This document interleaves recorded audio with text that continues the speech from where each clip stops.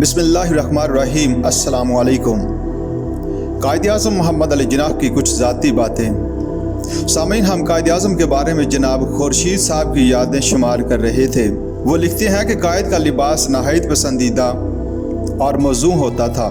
दर हकीकत यही उनकी शख्सियत और उनके किरदार का आईना था। कायद का दिल इनके लिबास की तरह साफ़ था। जिस तरह आप उनके लिबास को बेदाग, बेऐब और हर लिहाज से मौज़ू पाते थे, इसी तरह मोहम्मद अली जिन्नाह का करैक्टर बेदाग और बेऐब था और वो अपने मकाम के लिए मौज़ू तरीन आदमी थे। उनका लिबास उनकी नफासत पसंदी की नहीं बल्कि उनके कामिल होने की दलील था। आप उनके लिबास में कोई नक्स तलाश नहीं कर सकते। आपको उनके लिबास में कोई ऐसी चीज़ नहीं मिलती थी जो लापरवाही, जल्दबाजी, दिमागी परेशानी और अफरा तफरी का पता देती हो।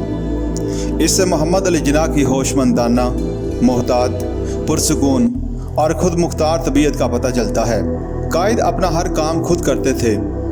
सियासी मसरूफियात, मुलाकातें, इंटरव्यू, रोज़मर्रा की खतो किताबत और लीग का सरकारी काम करने के अलावा मुल्क के गोशा गोशा से आए हुए अखबारात और रसाइल, मुख्तलिफ सियासी कुतब, कुरान करीम और अहादीस नबवी सल्लल्लाहु अलैहि वसल्लम के अंग्रेज़ी तराजम अक्सर उनके ज़ेर मुतालिया रहते थे।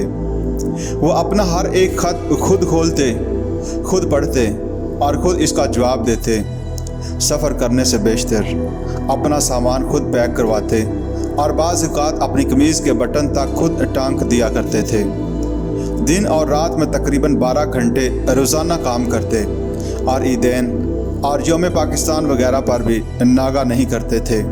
कायद की कोई प्राइवेट ज़िंदगी नहीं थी सिवाय इसके कि वो एक पब्लिक आश्रम में रहने की बजाय एक प्राइवेट मकान में रहते थे और ज़रा तन्हाई पसंद थे।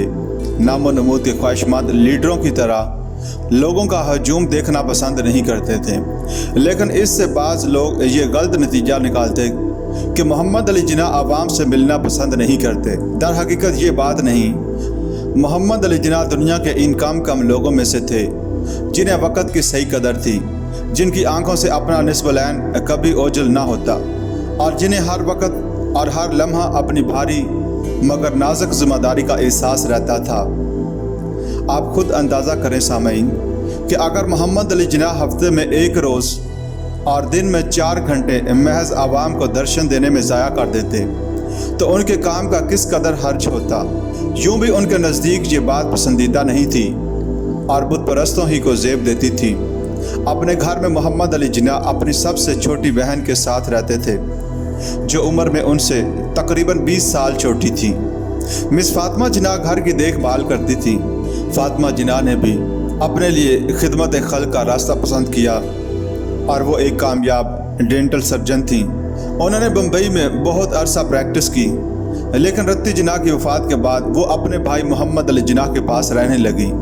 वो कायद के आराम और सहूलत का ख्याल रखने के अहम काम सर अंजाम देती थी।